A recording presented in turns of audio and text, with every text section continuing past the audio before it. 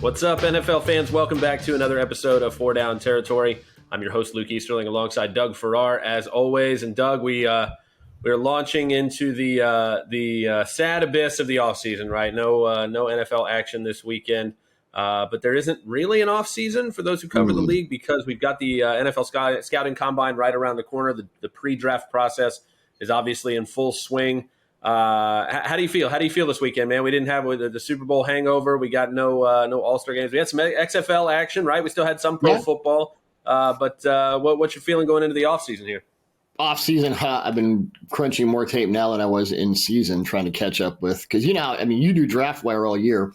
And I was watching college prospects during the season, but now it's like, okay, I've maybe watched 100 guys where I'm, maybe 50 guys where I'm confident I can analyze them, another 50 where I've watched some, and then talk about an abyss of players where I'm like, I hope I have time to watch you, probably not before the combine, maybe before your pro day, certainly before the draft. But yeah, right now it's just a mad dash through everything.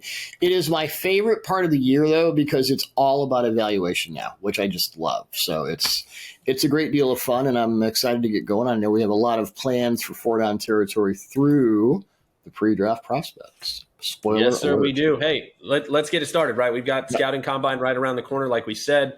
Speaking of evaluation, let's start, obviously, at the game's most important position.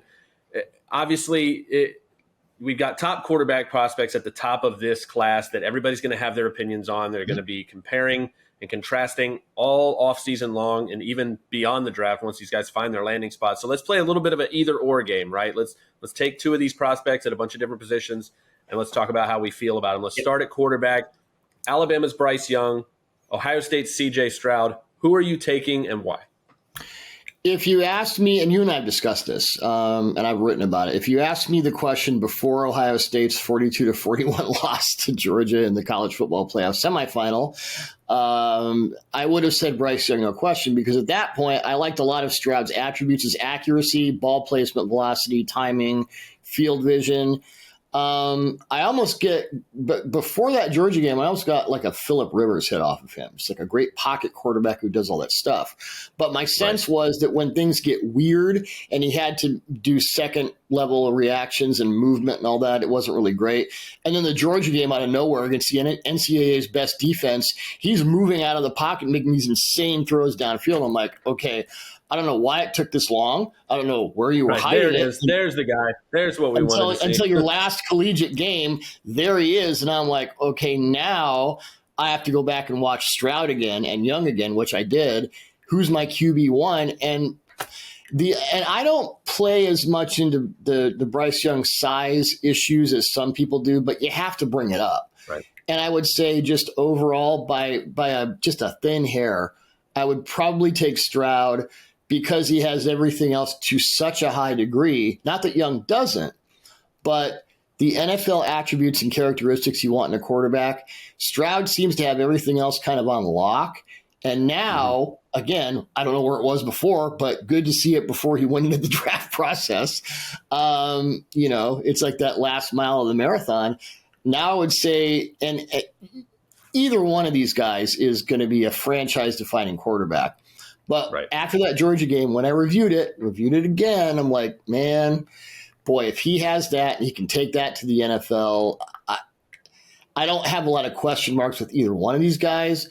But now with Stroud, I don't know what question marks there are at all. That's where I am with it.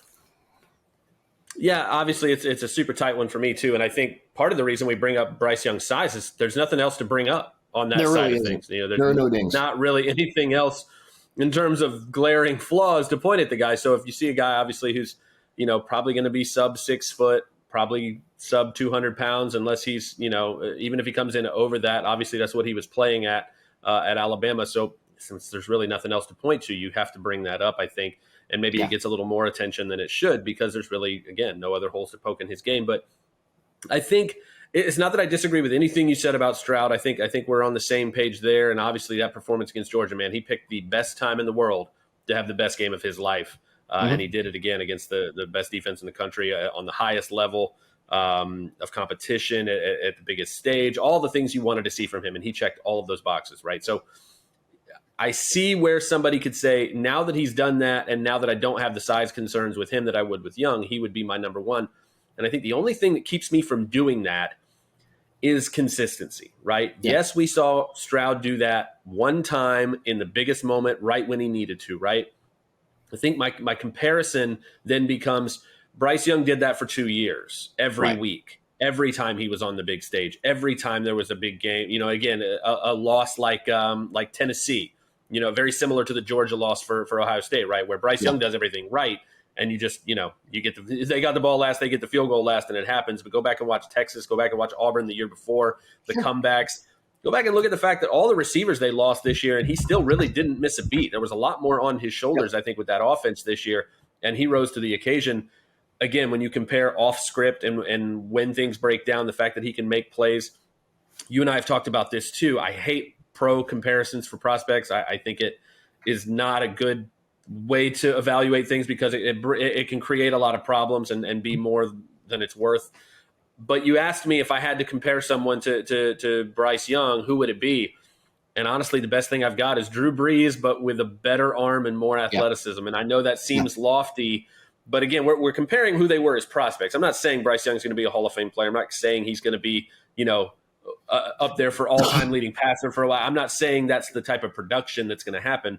But if you're looking at traits, you're looking at film, you're looking at who these guys were in college, it's hard for me not to come away with that comparison in terms of a guy who is not as big as you want him to be, but he's just so good at everything else that you need a franchise quarterback to be good at, to where the size just doesn't.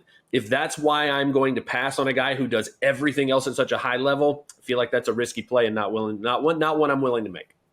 Yeah, if Stroud had played that Georgia game with the same sort of in the pocket only, Bryce Young would be my QB1, no question, because it's why I gave Mac Jones like a third or fourth round grade, because he still can't. You know, outside the pocket, it just doesn't work. I don't know that you can succeed in the NFL. Bryce Young's unofficial measurements are 6'0", 194. And I'll be landing in Indianapolis a week from right about now. And one of the most fascinating numbers I'm waiting for is what are the real measurements. If he comes in at like 5'10", we got a different discussion. Like it or not, it's just the way it is.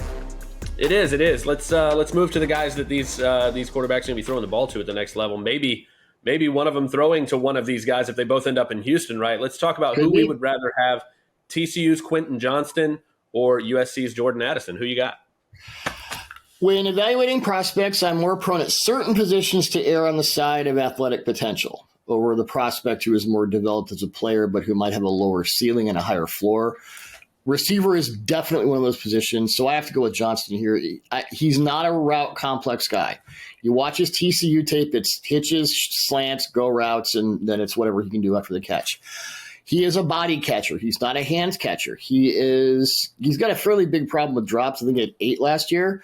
But when you're 6'4", 215, and you look at that Michigan game where any little tiny mistake, you're dead. House call. Boom. It's over. I'll deal with the technical issues and the route simplicity, and I'll go on the Vikings rookie Randy Moss plan. I'll just spam you over and over with the 3 things you can do well until you can stop it, which you probably can't. Addison is a great prospect. Kind of a Brandon Cooks comes to mind, where he can do all the things well. Certainly a more nuanced receiver at this point. But like I said, there are positions where you bet on traits, and Johnston, he's a nightmare. He's the guy you have to plan the whole thing around. And it may take a year or two for him to work out the complexities of the position. But until then, I think he's still, he could have 40 catches for 1,000 yards and like 15 touchdowns. That's the explosive potential he brings to the table. And when I'm looking at receivers, especially if you're looking for a receiver 1, which the Texans would be, that explosive potential is what you want. Yeah, I'm with you on this one. I think, Johnston's a guy I've been high on for a couple of years now. It was nice to kind of see him progress and start to, even going into the 2022 season, start to see a lot of different people be like, okay, this guy might have something special here. But, I always go back to, every off draft season, right? Once the draft process is over, you look back at the previous year. I know a lot of people in this industry, we do our own self-scouting. What did I miss on? Where do I need to change my process based on the results from the last one? And the reason I agree with you on the traits in the wide receiver situation is because I did this the wrong way in 2014 with a guy named Mike Evans, where I looked at a guy who wasn't route diverse, didn't, have an extensive route tree, but just was so much more athletically gifted than everybody else on the field and was dominant in that way. And I sold him short, I think, in his ability to make an impact at the next level because I was worried about those things.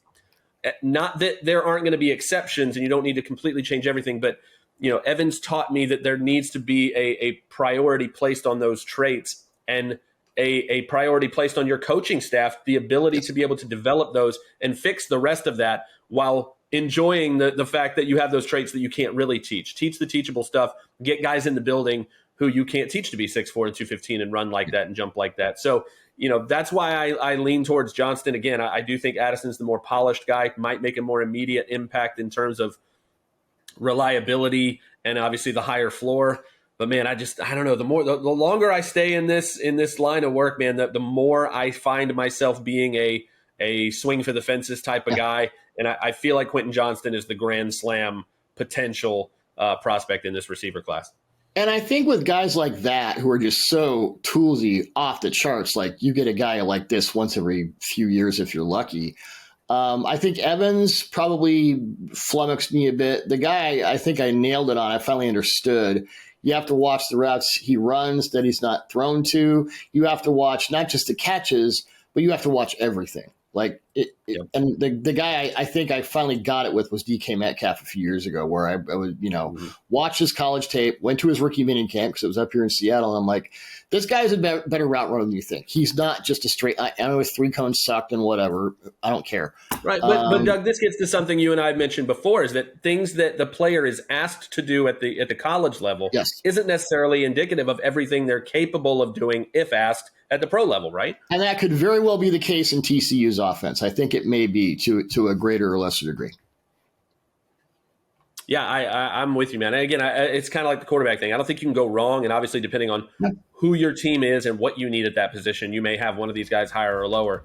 But I really don't think you can go wrong. Let's move to the other side of the ball, though. Let's go to defense.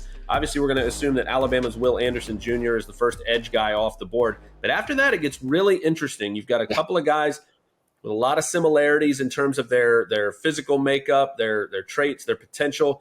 But if you had to pick between Myles Murphy from Clemson, Tyree Wilson from Texas Tech, who are you taking in that edge spot? Before I say anything, I will say that Georgia Tech's Keon White is really kind of tapping me on the head right now, going, "Hey, I'm here," and I'm like, "I know." Yeah, he's tugging at that tier. He's on his way to that tier. I agree. I'm with you. Well, I love guys who you can put, it's my Michael Bennett days. Sorry, Bucs fans, you don't want to hear about that. Any spot on the defensive front, play it exactly. all. But here's another situation. We're talking about Murphy versus Wilson. It's another situation where you have the more developed player in Murphy, the prospect in Wilson who might need a bit more time to put it together. Edge is another position where I might bet on traits over nuance. But I think Murphy is my guy here. Wilson is an absolute freak, 6'6", 275, but he's got a lot to work on. He is late off the snap a lot, and he doesn't have a lot of moves, which I would say 90% of the edge rushers I watch from college don't have a full array of hand movement. They just don't. Right. The college guys are like, just run through the tackle. You'll get to that in the NFL, which happens most of the time. It's why edge rushers usually need that first year to sort of get it together. Murphy is also impressively athletic at 6'5", 275. He's already shown a nice array of techniques and counters, and you can kick him inside in the 5-man fronts that have become ever more popular in the NFL today, unless you're the Eagles in the Super Bowl and you decide to stop using them for God knows what reason. Wilson reminds me, here's how I'll put it. Wilson reminds me of Aldon Smith. Murphy reminds me of Brandon Graham. Smith is the more explosive player in his prime. Graham might get 5 sacks, but it's like 80 pressures every year. Just consistent, just there every week, and it's just there. I don't see the drop-off in athletic potential in Murphy's case to make me think that I must go with Wilson over the more sure thing. In other words, Myles Murphy has a higher floor. I think he also has not the same ceiling, but pretty similar. Yeah, I think that's a good way to put it. I think that the only reason I would probably go with Wilson is just to keep myself consistent like I was in the receiver debate, where it's if I have a guy with the higher ceiling and the floor is high enough, I feel like give me the traits guy, give me the coaching staff that can develop those things, and I'll take the chance on the higher upside guy. So that's probably why I would still edge with Wilson. But I think I agree with you. I think the athletic difference between them is really maybe negligible, especially at this point. And I think I do think Wilson has a bit more upside. Do think he has at least the same versatility, if not a little bit more, maybe to the other side, right? You've got, Murphy, who maybe have the interior edge in terms of defensive end type of role, versatility. I feel like Wilson, almost you have the other end of it where he can play the edge. Maybe he can drop a little bit because of the athleticism and the length. You want to get those arms in passing lanes? Jeez, yeah, man, Wilson can cover, which is even more freaky. Right. So I feel like, again, it's splitting hairs at this point. I think both of these guys are really, really close. And again, you mentioned Keon White from Georgia Tech, probably needs to be in that conversation as well as another guy who just shouldn't be able to do things at 6'5", 280 plus, right? That he can do, and he can line up all over the defensive line. And so he was a tight end at Old Dominion. He's played it like 1 year on that side of the ball. What the heck? I love it, man. I love it. And again, great year to need an edge rusher in the top 2-3 rounds of this draft. Couple of positions like that, and one of them is going to be our next and last either or here. Let's move to the corner class, which I absolutely love. Might be the strongest position in this draft, which is why this discussion is interesting, right? Because this one, we're literally going to take either Devon Witherspoon from Illinois or anybody else. We'll take the field. Would you rather have? And again, very strong corner class. But I think even with that considered, you and I both agree here on Witherspoon. How do you feel?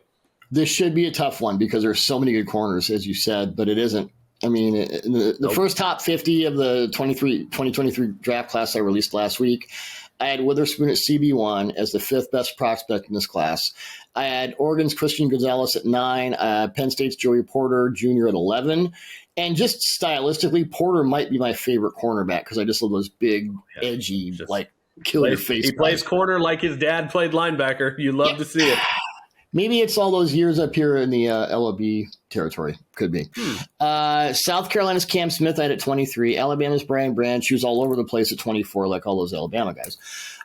Mississippi State's Emmanuel Forbes at 27, and so on. There are cornerbacks I need to watch more who could vault up the board, like Deonte Banks from Maryland, who I have at 35 now. He could sneak into the first round the more I watch. But here's Julius one thing Brents, baby. Julius Brents, Kansas State. Here's the thing I don't think is going to change between now and the draft. Witherspoon is the best cornerback in this class, and his combination of size, speed, short area quickness, and smart aggression set him apart. And here's where the first time I watched his tape, it was such a revelation because most taller, lankier corners don't have his ability to adjust to routes in short areas, what I call the Julian Edelman problem. And most smaller corners can't just erase a receiver like Witherspoon can. In the 2022 season, per Pro Football Focus, he allowed 22 receptions on 63 targets for 206 yards, 71 yards after the catch, no touchdowns, 3 interceptions, 14 pass breakups, and an opponent passer rating of 25.0, which means as a quarterback facing Witherspoon, you're better off chucking the ball out of the stadium than targeting him. It's a loaded corner class, all kinds of skills on display. There are 5 or 6 franchise corners in this draft, which is remarkable. But I will take him over the field without a second thought. And he's a guy, if I'm a GM, I can build my whole secondary around his talent. And, you could argue there are 3 or 4 more guys like that. But Witherspoon is the one I'm most sure of because of the combination of size and movement skills and aggressiveness. That's rare. You don't see that a lot. Even a future Hall of Famer like Richard Sherman, guys who could run exact routes gave him fits early. I remember one game against Keenan Allen where Allen just ate his lunch. And it's so hard for those bigger guys to be able to just, get their feet in the dirt and match a smaller, more angular. It's physics, right? It's just pure physics. You're taller. It's harder to get in and out of those breaks.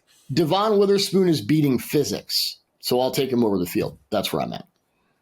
Yeah. I think he feels a lot like Bryce Young if Bryce Young didn't have the size comparison, right? The size problem, right? Because there's no flaw. When I went to watch him, I did not expect to like him that much more than every other corner in this class because I really like so many of those other guys. But that's what happened. Again, there's no flaw. The instincts, the intelligence, the athleticism, the twitchiness, the short area quickness, the ball skills. There's just no area of his game where I look and say, okay, that right there's the, you're waiting for the catch at some point. Every time you evaluate a prospect and you can't find anything wrong, you're waiting for the catch, right? It never came with Witherspoon when I was watching his tape, and that's why he stays there. My last big board right before or right after the Senior Bowl, I had him at 4. I had Anderson, Carter, Bijan Robinson, and then Witherspoon. So that's, and again, we could have the same debate at running back, right? Do you take the special player in Bijan Robinson, even in a running back class that's so deep? And I know there will be an argument for, do I take Witherspoon or do I look at the fact that there's so many good corners? I don't know. I think it's very different at corner as opposed to running back. You can wait on running backs. I don't think you wait on special corners. No. That's what Devon Witherspoon is. I think he can have that Sauce Gardner type impact as a rookie and very quickly become one of the best corners in the league. He's just that good. One of those sticky Antonio Cromartie guys. Yeah, with Bijan Robinson, though, I love Jahmyr Gibbs, the guy, Carter, Tyjae Spears from Tulane. I have 45 million names in my head. Yes. Go Green Wave. Bijan Robinson last year broke over 100 tackles. I was going to do Bijan Robinson against the field, but to me it was like I don't even have like a yeah. Well, I think that's way easier and maybe more. Right, it's less surprising, I think, than the corner debate, right? Because we went into this season understanding, okay, Bijan Robinson is the guy. I don't think we had that same idea about the corner class. So when it became so evident that Witherspoon was so much better, I think it was a bit more of a surprise, right? No, with Bijan Robinson, he was the guy, and then he got better and became even more of a guy. So, when I'm putting together either or, it's like, well, running back, no. I think it's pretty clear. Same as it was before. That's going to do it for us. Thanks so much again for joining us for another episode of 4 Down Territory. We're going to still be with you throughout the artist formerly known as the NFL offseason. It's not that way anymore. We'll be here through the combine, all the pro days, and the team visits, free agency, all of those things in the next couple of months or so. We'll have all the action for you here on 4 Down Territory. As always, for Doug Farrar, I'm Luke Easterling, and we'll see you next week.